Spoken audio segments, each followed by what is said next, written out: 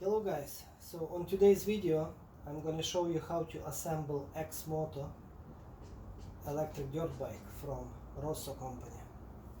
So first of all I want to mention that make sure that your box is not upside down when you're going to be assembling your bike. So look at the picture if your bike is not upside down.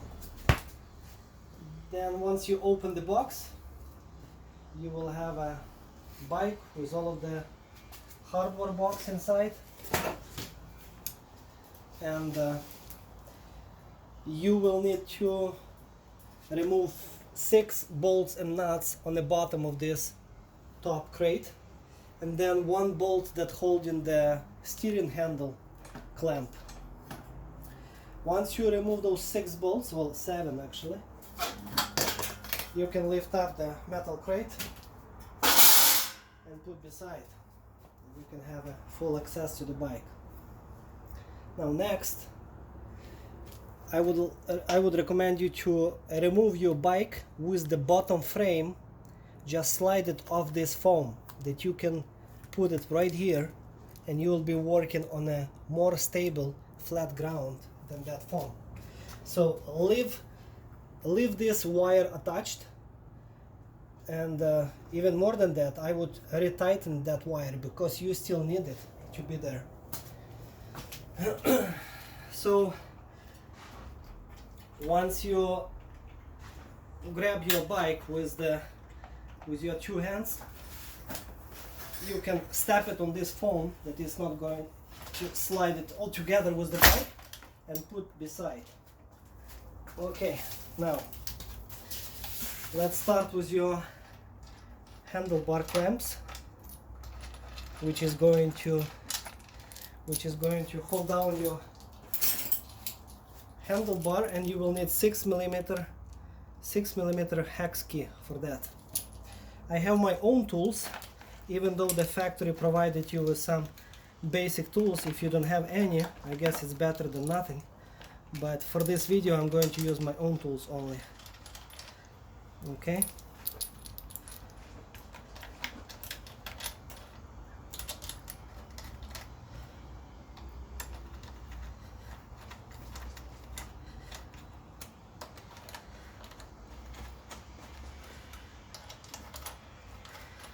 Okay, well, you can attach the steering handle at the very end, but it's going to be more easy for you to work on your bike all around. It's not going to be on your way.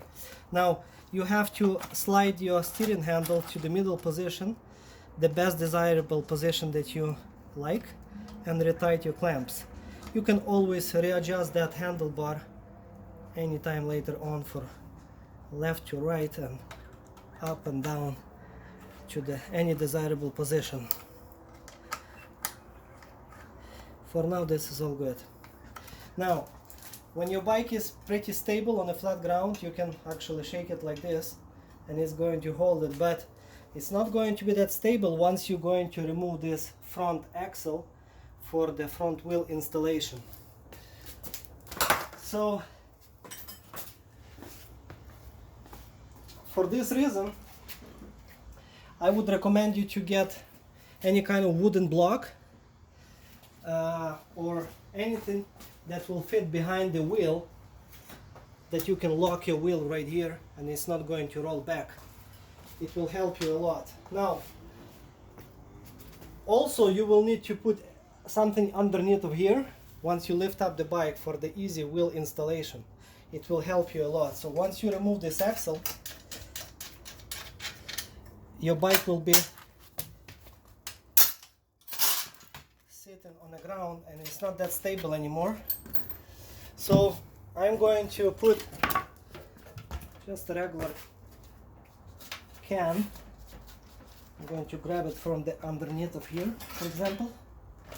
I'm going to put can, and for more stability and for to sit a little bit higher, I'm going to put a wooden board. Now I will have good access for my wheel installation, so it will not be touching this frame, and my bike actually going to sit pretty firm and stable. It's not going to roll back because you have that wire on the rear wheel, and you have that block that holding your wheel. Now, before you're going to install the wheel, I would recommend you to install the fender. It's going to be much easier for you because with a screwdriver you're going to work underneath, and once you install the wheel, you will not have that much room between the wheel and the screwdriver. So remove those two bolts from the bottom.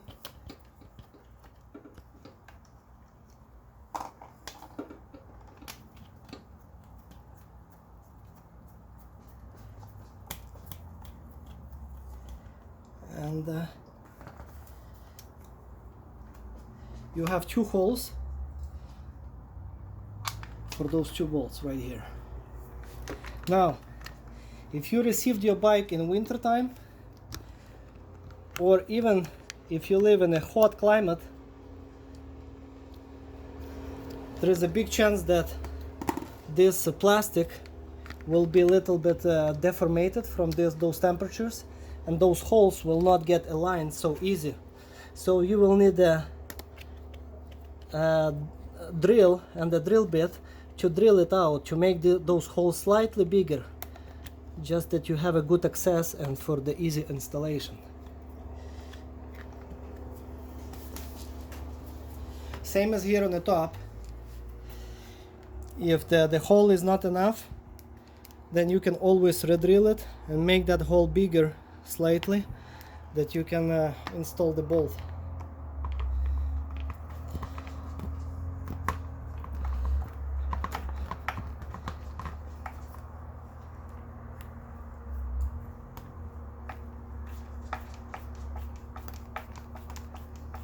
Okay.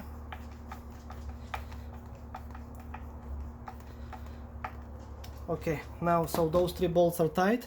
Now this one can be easy moved over.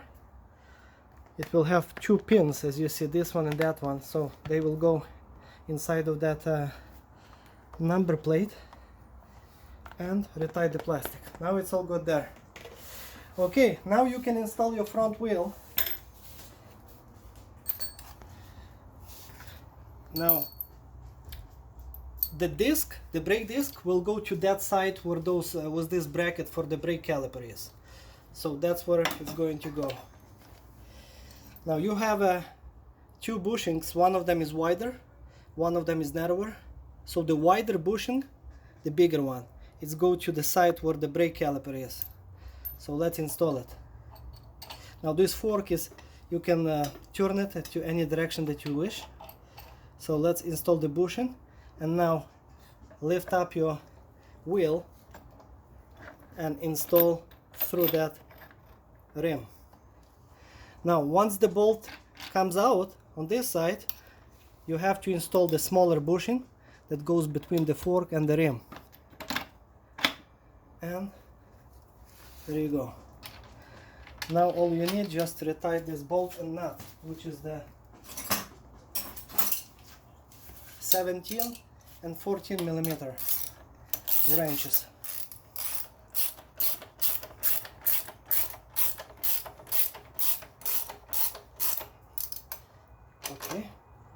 Okay, good. So you're really spinning fine. Now it's a time for the brake caliper installation. So inside of the toolkit, between all of the wrenches, you're going to find two bolts. Allen head bolts like this that hold in this caliper. So the brake caliper will have this slot. That's where this disc will go inside of this slot, and you will have to align this and this hole, this and that one, for the bolt to go through and reattach it.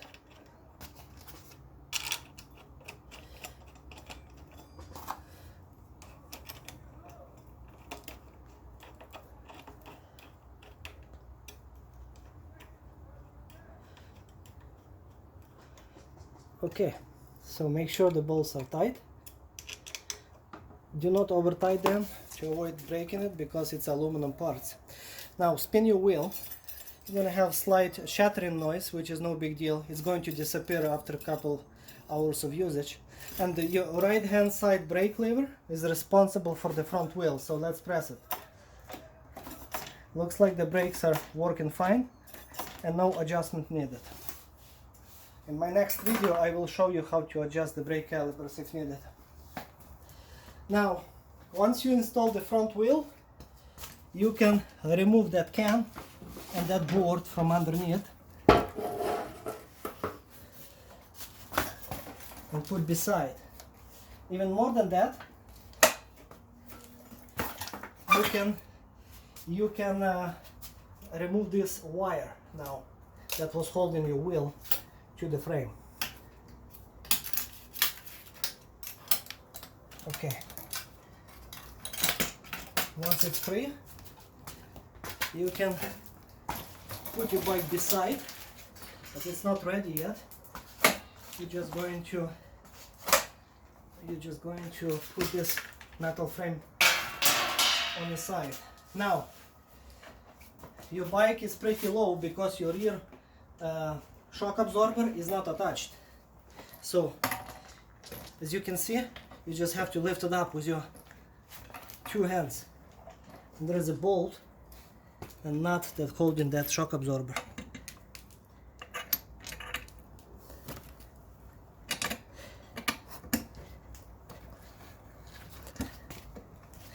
Okay. In some cases you have to wiggle that bolt for proper installation. Okay, so lifting it up or down until the bolt goes through, and then you retight that 17mm nut. Now your bike comes with a kickstand, and it's going to be good only when you will install the shock absorber. Without shock absorber installation, it's going to be too short, too low to the ground. So make sure that the shock is installed before you're going to adjust your kickstand. Now, what I'm talking about adjustment, basically the bracket is welded into the frame for this kickstand, but it's possible to adjust it only if you bend it. So you can go bend it with your hand if you need it. So if it was some maybe shipping damage, or maybe it was just welded not perfectly and you need to readjust the kickstand, all you need to do just bend it into any position that you need, in or out. You have to apply some force. Okay, so let's retie that 17mm nut on the shock absorber, and on this side of the bolt it's a hex key, which is the 8mm hex key. That's what you need.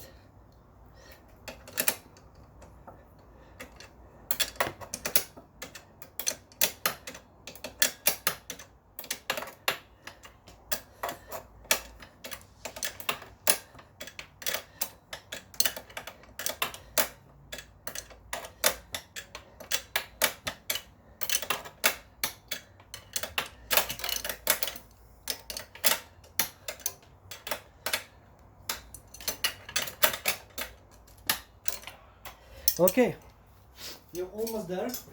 A few more things that you have to do before it can be used. Now, your toolkit will have a fuse, so you have to install this fuse into the fuse holder, which is located right here. So with your hand you can reach it from underneath, and you have to install that fuse into this fuse holder with a cap. Okay, and close the cap. Now your main ignition key is attached to the steering handle right here. So just cut that zip tie and you can reuse your ignition key. Now it's time to test it, if the machine powering on or not. Okay, well, I do have power on my machine, no problem. And to make sure that everything is working fine, you can lift up the rear end of the bike and twist the handle. And looks like it's working like it should. No problem at all. Now, on this side of the bike, you have a speed switch. So key for that speed switch is inside of that toolkit. Let me show you.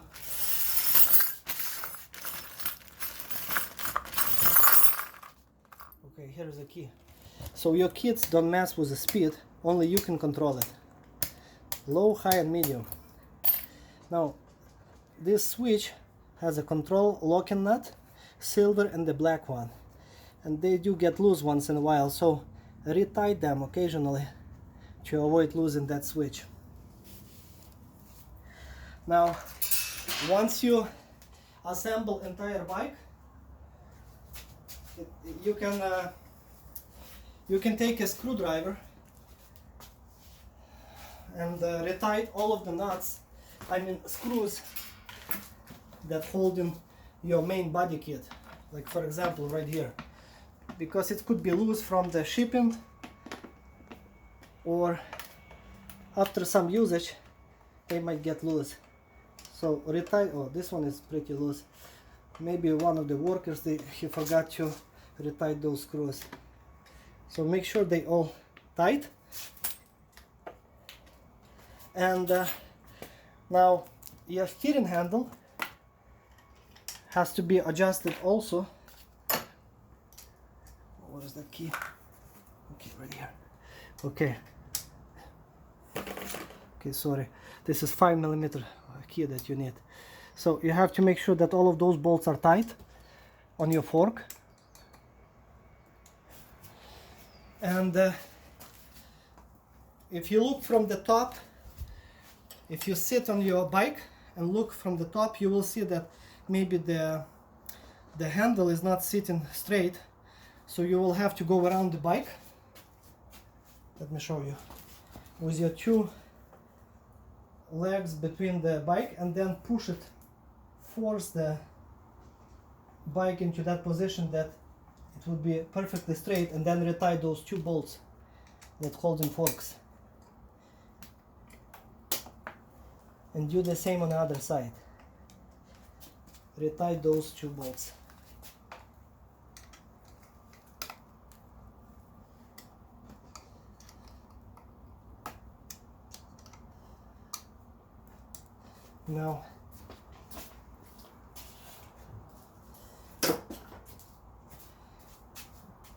Now it's time for your charging port to check if the power is getting, if your charger is working fine.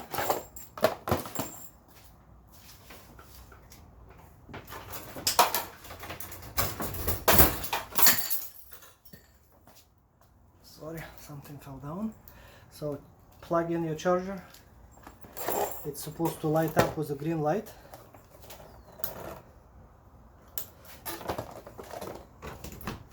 Okay. So the charger is supposed to light up with a green light, which is a standby mode. And then once you plug into the bike, it's supposed to recognize your batteries and switch it to the red light, which means that it's charging. After so many hours, it will switch back to the green light. But it has to be red when it's charging. Now, your bike also came with the reflectors. So red one goes on the back. This one is pretty simple. You don't even need any wrench to tighten it. And the front one goes on the front. You don't need any nut for the front one. It goes to the fork directly. So do exactly the same procedure on the other side. And once you're done, it would be a good to check the tire pressure, because your tire might be low from the shipping. So it's supposed to be around 15 psi. This one has about 11 psi. slightly too low. No big deal. I can add some air and do the same with the rear tire.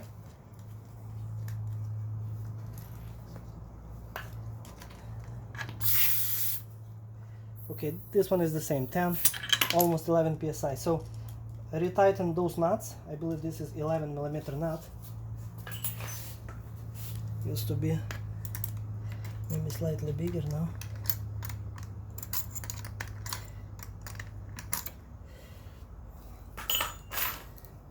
Okay, so this is 10 too small. Okay, check.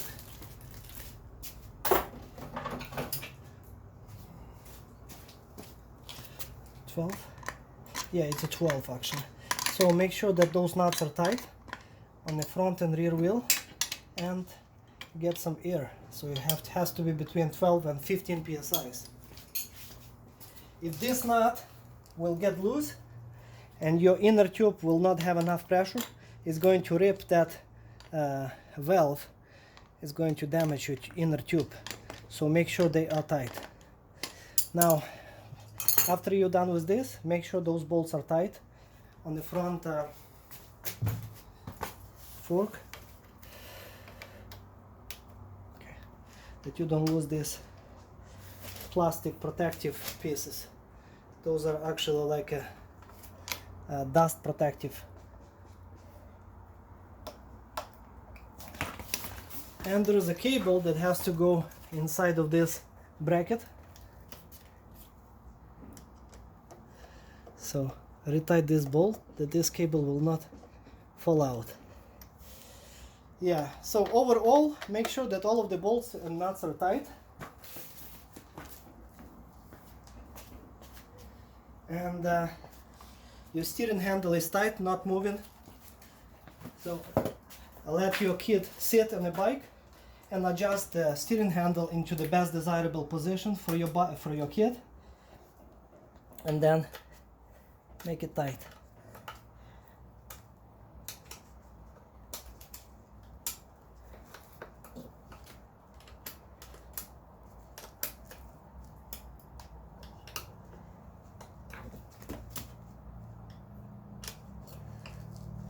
Same with your steering handles, the way you like it. If you want to leave them in upper position, lower them, same as on this side.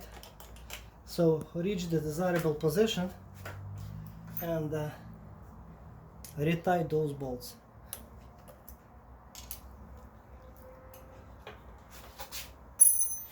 Okay, well, once everything is done, you're ready to use your bike. Don't forget to use a safety helmet, because this bike is pretty powerful and can even pull adult. Oh, I forgot about the chain lubrication. That would be a good idea if you're going to buy some kind of garage door spray lubricant or any kind of lube for chains to lubricate your chain. And on my next video I will show you how to tighten the chain with those two chain tensioners. After some usage, your chain will get loose and it will be wobbling too much. It might even fall out from the sprocket. So I will show you how to retighten the chain. But for now, this is a complete assembly from the scratch of your dirt bike. Stay safe. Thank you.